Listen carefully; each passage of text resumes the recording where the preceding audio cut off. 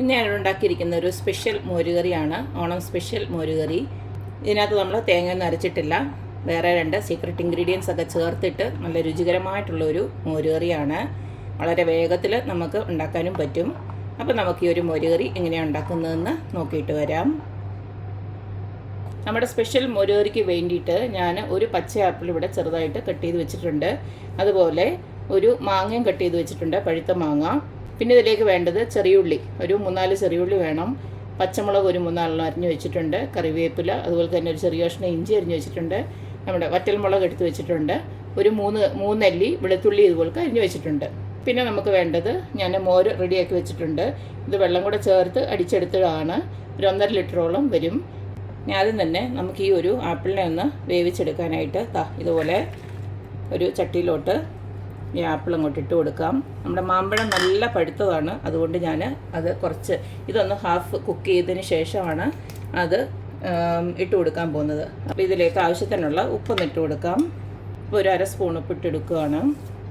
അതുപോലെ തന്നെ ഒരു 1/4 ടീസ്പൂണോളം മഞ്ഞൾപ്പൊടിയൂടെ ചേർത്ത് ഞാനിതൊന്ന് കുക്ക് ചെയ്തെടുക്കാൻ പോവുകയാണ്. ഇതിലേക്ക് കുറച്ച് വെള്ളം കൂടെ നമുക്ക് ഒഴിച്ചു കൊടുക്കാം.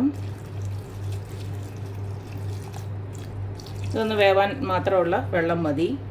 നമ്മളിതിനകത്ത് തേങ്ങയൊന്നും അരയ്ക്കുന്നില്ല, തേങ്ങയൊന്നും ഇല്ലാതെ സിമ്പിളായിട്ടാണ് ഇത് ചെയ്തെടുക്കാൻ പോകുന്നത്. ആദ്യം തന്നെ ഇതൊന്ന് കുക്ക് ചെയ്തെടുക്കാം. ഇപ്പോൾ ചട്ടി തന്നെ അടുപ്പിലോട്ട് വെച്ച് കൊടുത്തിട്ടുണ്ട്. ഇതിനെ നമുക്ക് അടച്ച് വെച്ചൊന്ന് വേവിച്ചെടുക്കാം. ഞാൻ നേരത്തെ പറഞ്ഞ പോലെ തന്നെ ഹാഫ് കുക്ക് ചെയ്തതിന് ശേഷം നമുക്ക് മാമ്പഴം ഇട്ട് കൊടുക്കാം. ആ സമയം കൊണ്ട് നമുക്ക് ഒന്ന് കടുക് വറുത്ത് റെഡിയാക്കി വെക്കാനായിട്ട് ഞാനൊരു പാന് അടുപ്പിലോട്ട് വെച്ചിട്ടുണ്ട്. ഇതിലേക്ക് നമുക്ക് കുറച്ച് വെളിച്ചെണ്ണ ഒഴിച്ചു കൊടുക്കാം. എണ്ണ ചൂടായി വരുന്നുണ്ട്. ഇതിലേക്കൊന്ന് കടുക് ഇട്ട് കൊടുക്കുകയാണ്.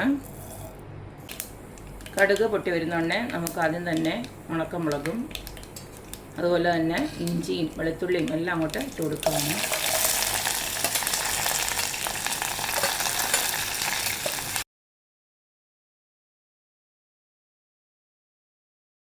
നമ്മുടെ ആപ്പിളിലുണ്ടല്ലോ ഒരു പകുതി വേവായിട്ടുണ്ട്, ഉണ്ടല്ലേ?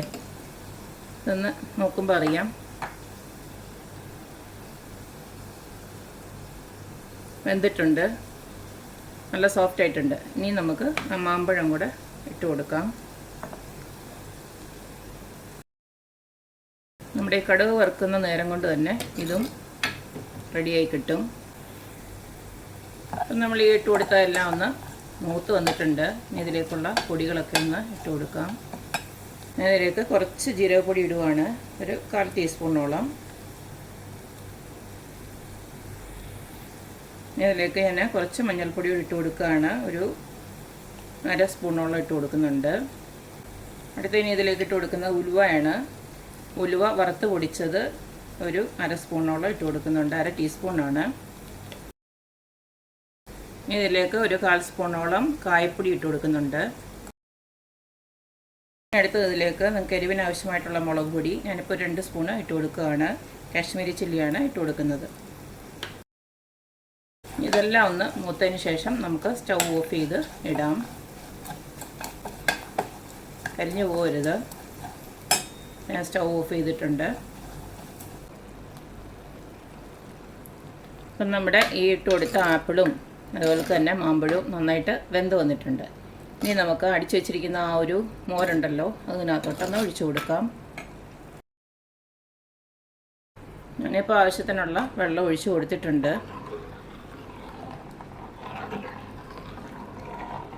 ഇതിലേക്ക് നമുക്ക് ആവശ്യത്തിനുള്ള ഉപ്പൊന്ന് ചേർത്ത് കൊടുക്കാം. ഉപ്പ് നമ്മൾ ആപ്പിൾ വേവാൻ നേരം ഇച്ചിരി കുറച്ചിട്ട് കൊടുത്തിട്ടുണ്ടായിരുന്നു, എന്നാലും ഒട്ടുമില്ല. ഞാനിപ്പോൾ 1 സ്പൂണൊന്ന് ഇട്ട് കൊടുക്കുകയാണ്. ഇത് നമുക്ക് നോക്കിയിട്ട് ഇട്ട് കൊടുക്കാം.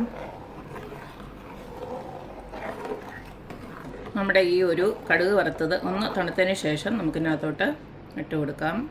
അതുപോലെ തന്നെ മോര് ഒരിക്കലും തിളപ്പിക്കരുത്, ജസ്റ്റ് ചൂടാവുകയും മതി.